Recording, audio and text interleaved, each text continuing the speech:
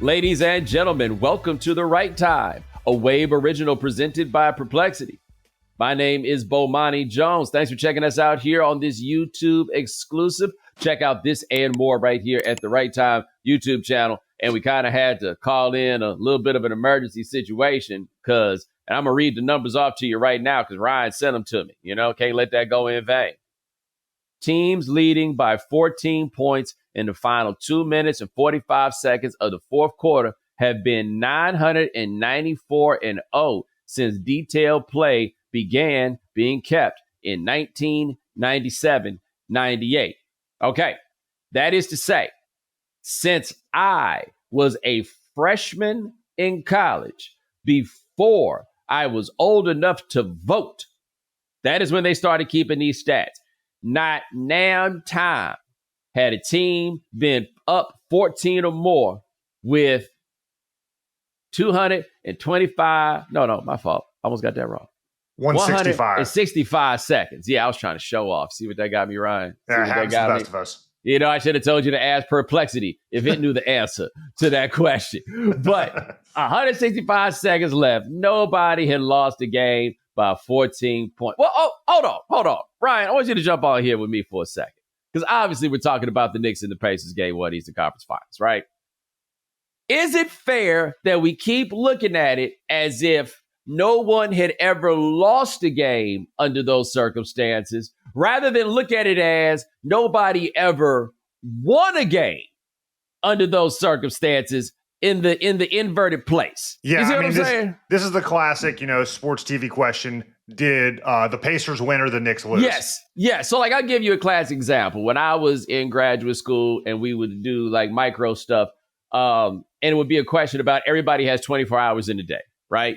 And you could view those 24 hours as being work or being leisure. How much work or how much leisure, like what you wanted to make the variable. It just all depended on your outlook on the world, right? So we could look at this as the Knicks being losers or the Pacers somehow being winners, and let us be fair to all parties involved here. Looking at the Knicks as losers is a very easy default situation for us all, right? It's basically been our entire lives. Understood that, get that, whole nine. But I am inclined to give the Pacers a measure of credit here. And the reason I'm inclined to give the Pacers some credit, because look, the Knicks started missing shots, and then you had guys that wound up at the free throw line that really didn't want no problems. I think OG Anunoby, he had the John Starks face up there at the free throw line. Like John Starks. Towns. Yeah. John Starks and George Hill. George Hill is my number one example of, God. Oh, man, he don't want it. Because it wouldn't just be the free throw line for him. He didn't want layups. He didn't want breakaway layups. LeBron was tracking his ass down and pitching his shit every time because he was so scared. And he just couldn't get the shots up. It was amazing watching that happen. By the way, while he played for the Indiana Pacers.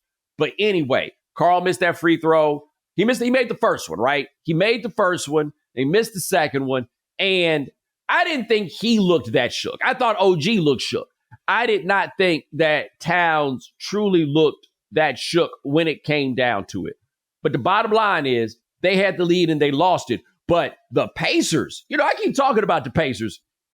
And how it's Tyrese Halliburton, they got Siakam, they got Miles Turner, then they got what's his name, your man's old boy that used to play for who you call it, right? And this time, old boy who used to play for what you call it, Aaron Nesmith, that's his name, Aaron Nesmith. That's old boy who used to play for what you call it. And what you call it, by the way, Ryan, I learned today, was the Boston Celtics. I know, I learned that about an hour ago as well.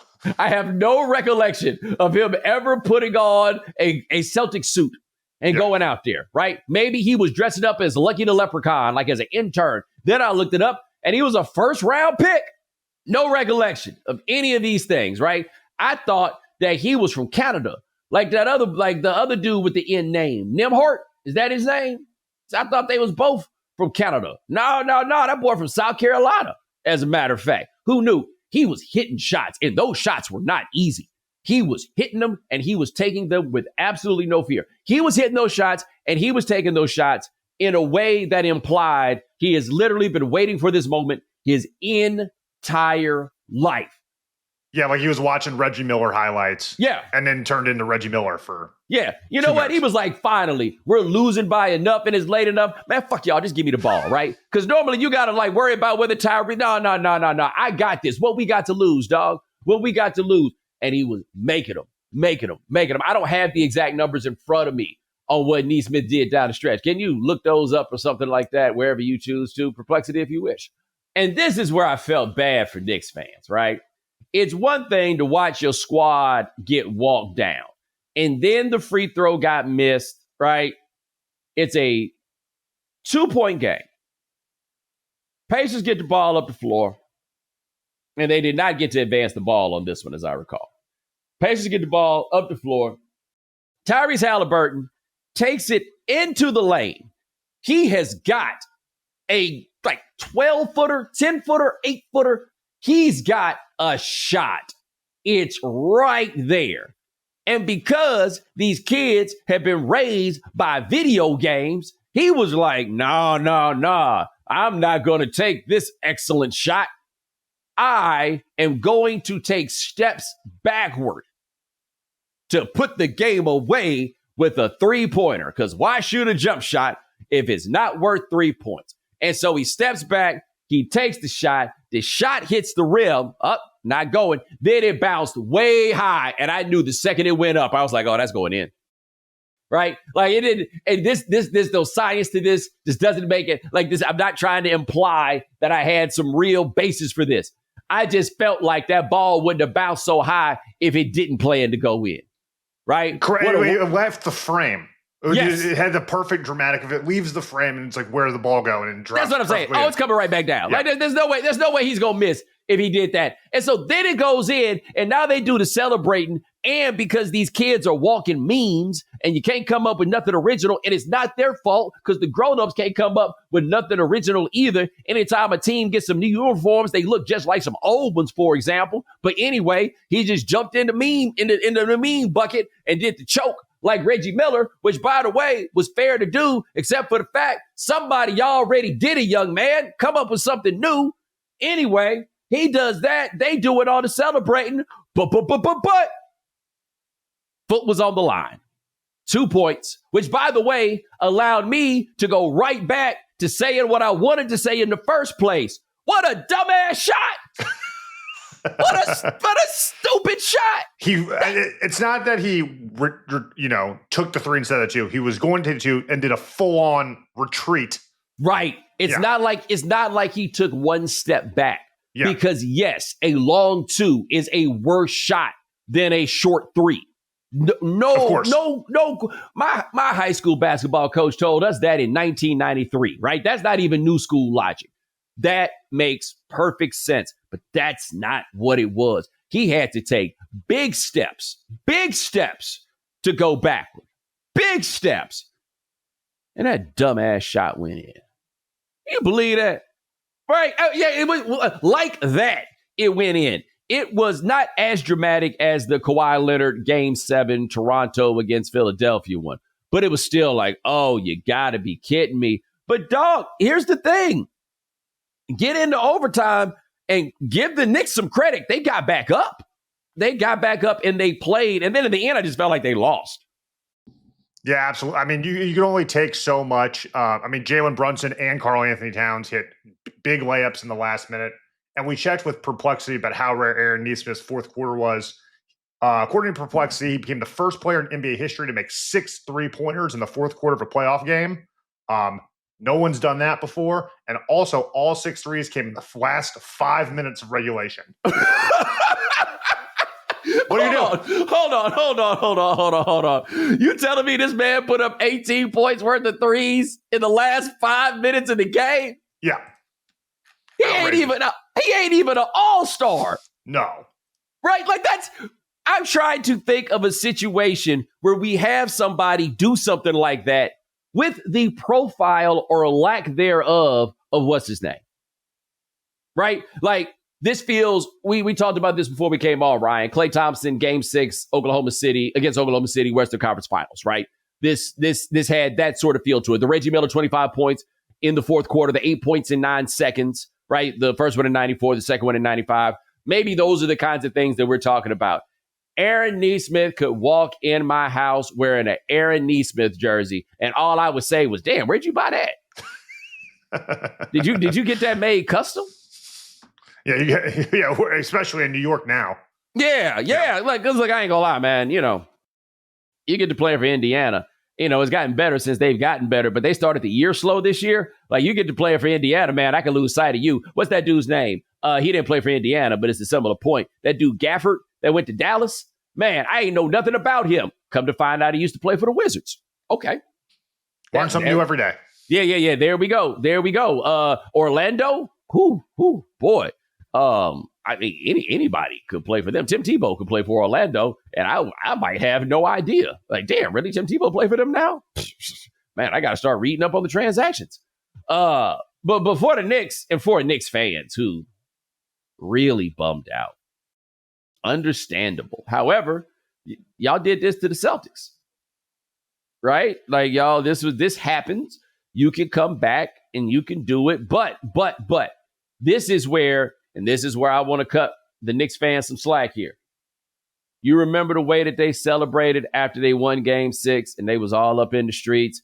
They were harassing my man, Brian Windhorst, all of this stuff, right? Now, I didn't approve of that part, but I thought a lot of people gave the Knicks a lot of hell for how hard they were celebrating over that victory.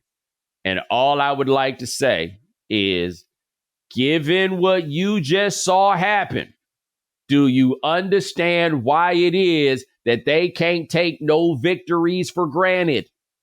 No one understands there might not be a tomorrow. That's like the Knicks fans. That's right. This one right here. Because, look, I stayed up watching the game, and it's wild because I was kind of like, damn, I ain't been doing the best job of staying all the way up for all the games and stuff like that. Like, it's gotten easier, so now I can ration my strength a little bit better. But I was like, damn, I got all this energy. I could watch the second game, and this game done turned into a blowout. I don't even need to see the rest of this. And then I was like, hey, that score keeps getting closer.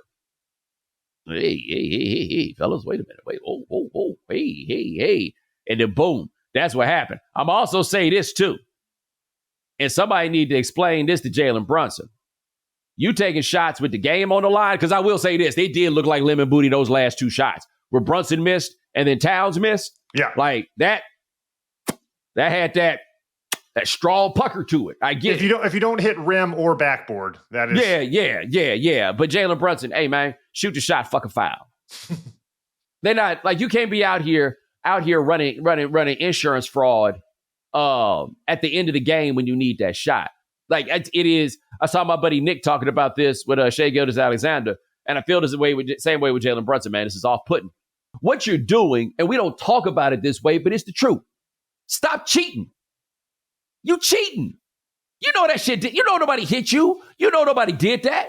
Stop cheating. Now, again, I have my solution to these problems, which is the first time somebody do something like that, knock the hell out of them the next time. Get your foul for real. Throw your hand up. Take your flagrant foul. You know what I'm saying? Where Isaiah Stewart at? So go sign him to a 10-day contract. Hit that motherfucker with a power bomb, then walk off the court like pumping your fist. Do it on the road, too. Let them throw shit at you. Who cares? Anything to not encourage this sort of behavior. That's what I'm saying. It can't be this. And I just don't know how you're not ashamed of yourself when you engage in these sorts of behavior. Shai Gilgeous-Alexander, when they gave him the damn MVP, I'm surprised he ain't fall down. In fact, he should have. Adam Silver should have hit him with his shoulder just to see if he would fall down. Right? Just to see how committed to the bit he is. I hate that, man. I can't stand it. And so maybe, you know what? Maybe they'll see this happen and they'll stop doing that. You know what I'm saying? Maybe they'll realize that this is what got you. But, got this last thing to say about this. And one thing I think that maybe is the coolest part about this whole thing, right? We definitely have a Madison Square Garden villain now. And that villain is absolutely Tyrese Halliburton. And here for it. 100% here for it. I got to say this to my man, Charles Barkley, though. Heard him saying he was talking to Draymond Green about it. And they were like, we got to let Mr. Halliburton back in the building for Game 3. No, we don't. No, we don't. The only way it's okay, and I think that this could possibly happen, right?